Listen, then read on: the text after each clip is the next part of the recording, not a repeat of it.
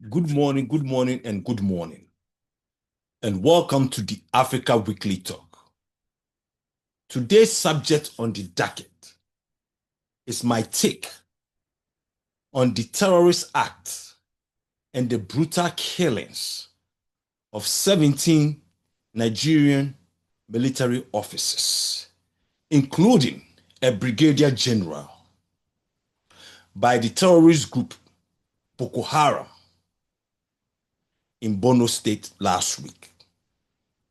Fellows, this incident is very sad and very unfortunate and has raised a lot of questions about the security concerns of the citizens of Nigeria. So now it's become like part of the daily lives of the citizens of Nigeria, especially those in the northern part of Nigeria. Maiduguri, Borno State, Kwara, and so on and so forth.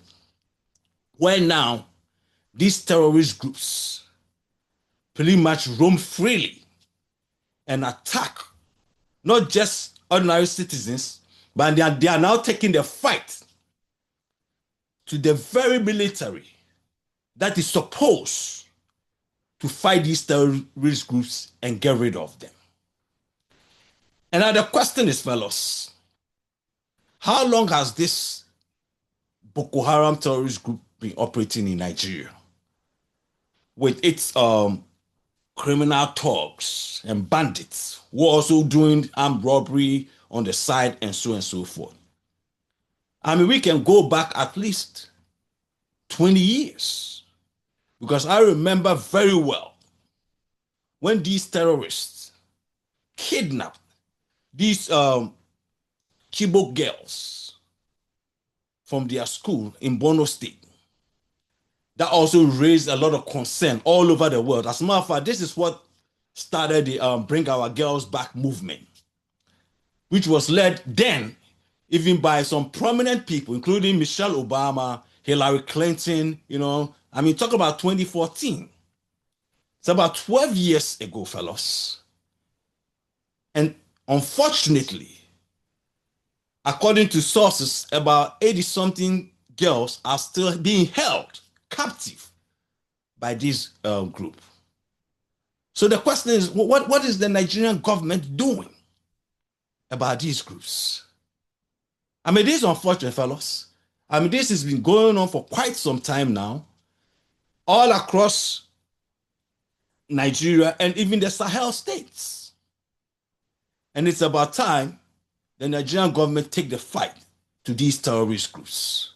I mean, that's the bottom line. I mean, you cannot negotiate with terrorists. I'm sorry, fellas. You can never negotiate with terrorists. And apparently, when these girls were abducted by these terrorists, subsequent abduction also took place. And just about a year ago or so, or some months ago, they also abducted, another group abducted some girls also from another school or somewhere in the same northern Borno State. And the argument that people have been making is that about the ransom that some government officials would deny it by going back. I mean, this first act by this Boko Haram group that pretty much spread all over the world was when they had kidnapped and abducted these Chibok girls. And according to sources, back then, there were some negotiations by the government and paid some ransom to these groups. And subsequent terrorist acts by these groups have also been paid, have also been talked about, where the government has paid some ransom to these groups. And now the question is, fellas, I don't know if ransom have been paid to these groups or not.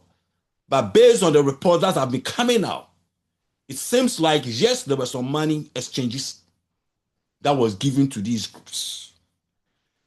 And the question is, who were the negotiators? Who were the middlemen that did these negotiations with the government on behalf of the government as well as the terrorist groups? And this is where the problem is, fellas. This is where the problem is. These terrorist groups, as far as they get to believe and know that if they can hold a country hostage by taking girls and students hostage and kidnapping and girls, the government is going to negotiate with them and pay some ransom, they will continue to do this. And this thing has been going on for quite some time by these thugs and bandits and these terror groups all across Nigeria now. So every time they kidnap somebody, now they're asking for ransom. And that raises the question, who are these middlemen that the federal government of Nigeria uses to negotiate with these terrorists? Because at the end of the day, these terrorists asking for $1 million, $5 million, $2 million, or whatever, the corrupt system in Nigeria also will enable these negotiators to get some kickback out of this. So this is become like part of the business deal in Nigeria right now. I mean, these terrorist groups are acting as businessmen. And unfortunately, the saddest truth about all of this is that the politicians, some businessmen, I mean, crony capitalists in Nigeria are part of this, including some banks. Because at the end of the day, all these arms that these terrorist groups get, the amount of money that they spend on these arms, the channel that they get these arms, unfortunately, some of these channels are intertwined and connived with politicians and businessmen in Nigeria. This is the truth, fellas. This is the unfortunate truth. Because you have politicians that uses religion, tribalism to get into office. And out of that, some of these politicians align with some of these terrorist groups. They won't come and tell you that they align with these terrorist groups, but some of these politicians are part of the terrorist groups, proxies. They are part of it. They won't come and tell you, but they are. Because at the end of the day, if you look at some of these politicians who have won elections in these various states, I mean, in Nigeria, and you look at how they get into office, they use religion and tribalism. So they align with these hardcore terrorist groups, one way or the other. And now you have the banks that also funnels money to these terrorists. Because if you have the federal government of Nigeria or a state government that is negotiating with the terrorist group, and in some cases even paying ransom, how do they pay the ransom? Do they pay it by Bitcoin? Or how do they move the money? So they know who they are negotiating with. I mean, let's not be fooled, fellas. They know who they are negotiating with. So if you know who you are negotiating with, how come that you cannot deal with these terrorists? Because guess what? The politicians, the businessmen who finance these terrorists, the arms dealers who sell to these terrorists, they are all part of the cabal. They are all part of the cabal. So at the end of the day, they don't go hard on the terrorists because it's a cycle. The money moves around that cycle. They say they're paying ransom, they get kickbacks, it goes to their crony capitalist businessmen friends, and then the money goes to the terrorist groups, and the politicians who align with these terrorist groups, and the terrorist groups help them to mobilize their people for them to get into office. It's a cycle, fellas. That is what it is. Then this is the saddest truth. This is the saddest truth. If the federal government of Nigeria and the state governments really want to curb this Boko Haram threat in Nigeria, it can be done. This is not a big, I mean, we're not talking about a big organization with big money. We're talking about thugs. Thugs, that's what we're talking about. But as far as the politicians and the businessmen and some of the banks align with these terrorist groups, I mean, look, this thing is not going to stop anytime soon. This thing is not going to stop anytime soon. I mean, these terrorist groups, looking at their history, have now used this ransom as part of their business plan. It's part of their business plan because that's how they make their money. And they're not going to stop. The only way to kill the backs of these terrorist groups is to take the fight directly to these terrorist groups.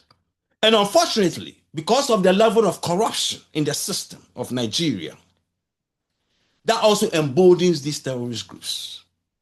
It emboldens them because at the end of the day, these police officers and these military officers that are being killed by these terrorist groups, there are also, unfortunately, some corrupt police officers and military officers who also enable these terrorist groups in Nigeria.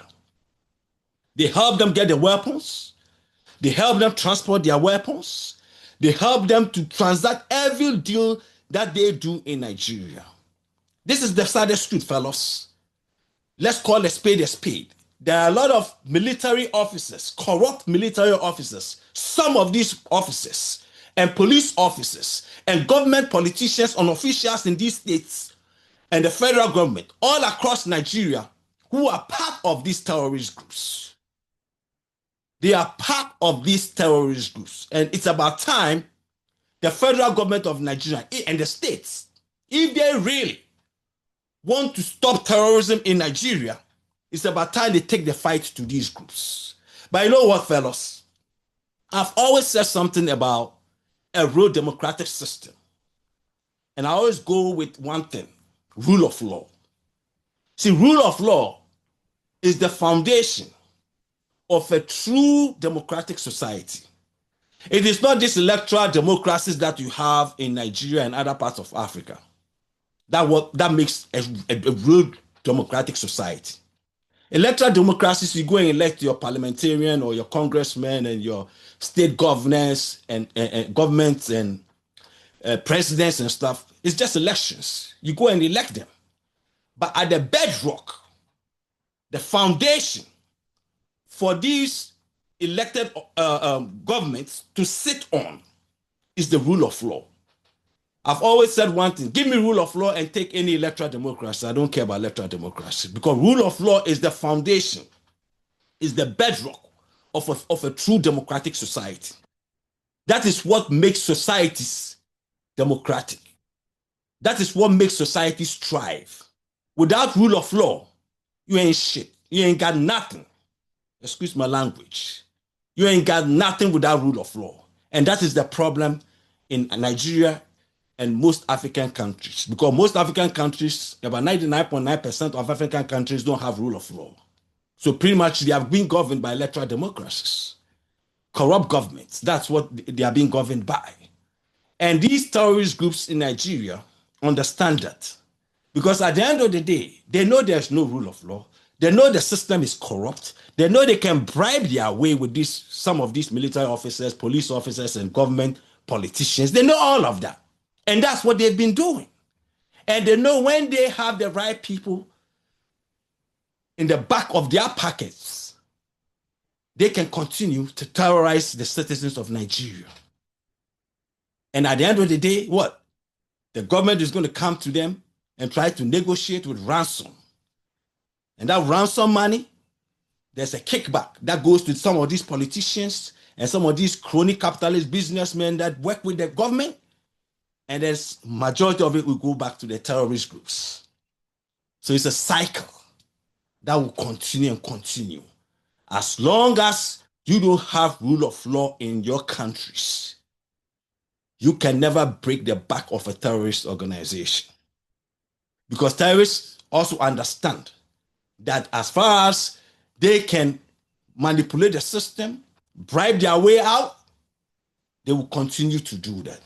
And that is why this issue of Boko Haram has been wreaking havoc on the citizens of Nigeria for at least 20 years to 25 years now. And every time situations like this happen, you hear these so-called security experts and some politicians come on TV and they talk about, oh, they have to put a hammer on these terrorist groups. For how long, fellas?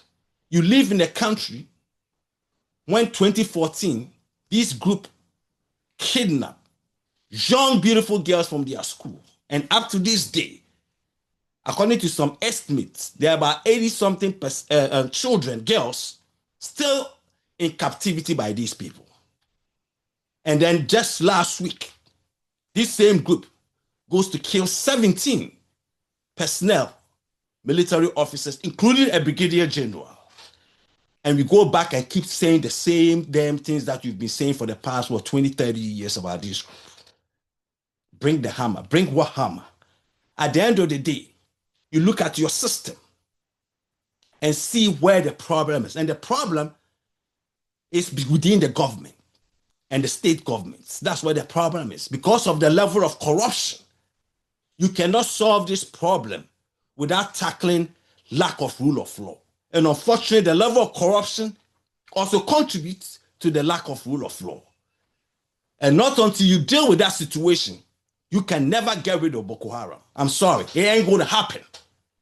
Because all these ragtag bandits roaming around on the streets of Nigeria, kidnapping people, taking ransom and all that stuff, they're doing that because they know the system doesn't work. They know the government system doesn't work. They don't trust the system. They know the system is corrupt. They know the government officials are corrupt. All they need is to find some money and pay them. The police officers and the military officers and so on and so forth. They know that. And when you live in a society where you have that level of corruption, that seeps all the way to the head of that country, then what do you expect from these ragtag bandits and terrorist groups in that country? I mean, we're talking about a country of over 240, 250, to some estimate 300 million people. With this massive military resources, cannot fight a ragtag Boko Haram? Are you kidding me? What are we talking about, fellas? I mean, a country of that size, with this big military spending, cannot fight a damn ragtag Boko Haram in Nigeria. What are we talking about, man? Because they are part of it. The government, some government officials and politicians from the state government, as well as the federal government, they are part of the Boko Haram problem. Because they use them for when they need them to win elections. That's what they do. And they are corrupt. And now they're using them to get kickbacks as ransom, or whatever their ransom request that they get. So they are part of it. That is why they are not going to be able to fight them. But not until they put everything down and they establish a system where rule of law will work in that system. You can never get rid of Boko Haram or these bandits and these ragtag terrorist wannabes in your countries. It's not going to happen. Because they understand the system. They know the system. And they know who to play to. And that's what they play to. I mean, it's unfortunate, fellas. It is. I mean, a lot of times you hear about people talk about, oh, when you go to America, when you go to Europe, when you go to how the system works and how this is it. Yes, it is true. But guess what, fellas? America also had a problem going back in the 30s, in the 20s and the 30s with mafia. Just like Italy. America had a problem with mafia bosses back then. Mafia bosses controlled New York City, Boston, Chicago, Las Vegas, and so on and so forth. They paid bribes to corrupt judges, corrupt politicians, and got away with a lot of stuff back in the early 1900s in America. But guess what? The US federal government also said, you know what? We got to put a stop to this. So the FBI went to work and started getting rid of all these corrupt politicians, corrupt, judges, and went hard on the mafia bosses. Put a lot of them in prison, took all their assets. And finally in the 80s, they got the last one, the last big don himself, Gotti, was sentenced to prison. He died in prison. Does it necessarily mean that Americans don't have little ragtag mafia groups? They do, but they are pretty much nothing now in this country. So the US federal government, the FBI, was able to go after this because the system of rule of law works in this country. So they went at them and was able to put them down. Just like what Italy is able to do with them also in Italy. So not until the government established a system where the citizens trust the rule of law in that system, you are not going to be able to get rid of these ragtag terrorist groups in Nigeria. I'm sorry, fellas. This is the fact. To get rid of these groups, you have to take the fight to them.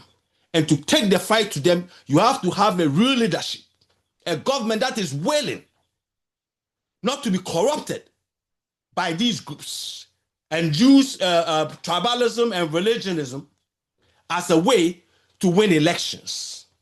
Because anytime you use that, you are already compromised. Because most of these terrorist groups now are more like religious terrorist groups.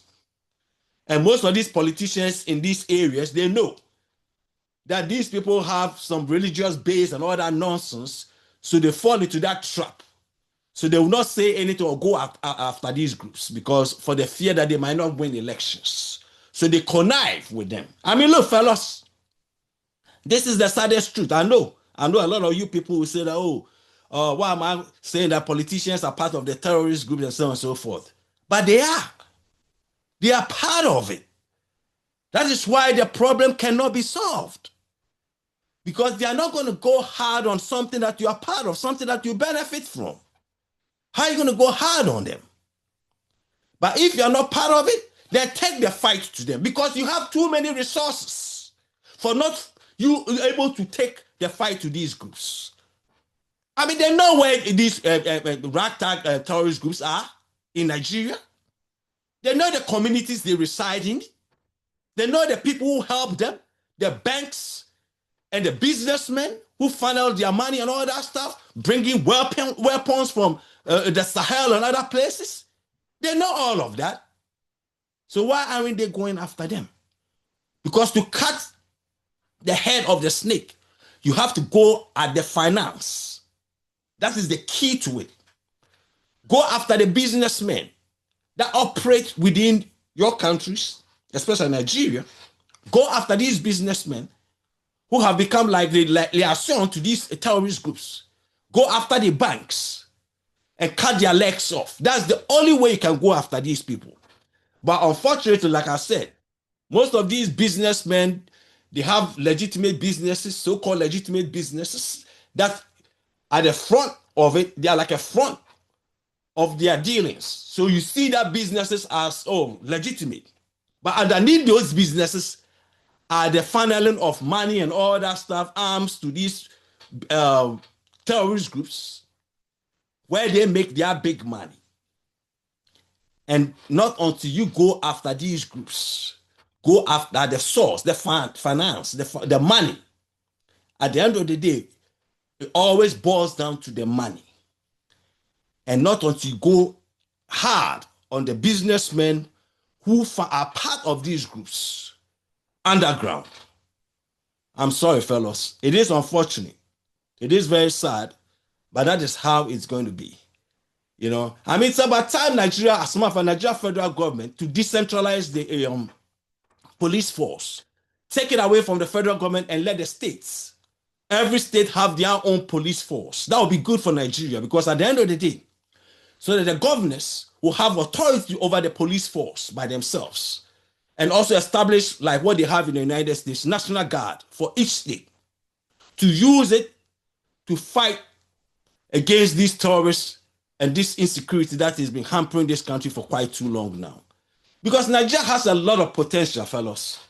Nigeria has a lot of potential. And we talk about economic potential. You see, security is what guarantees businessmen and investors the opportunity to come and invest in your country.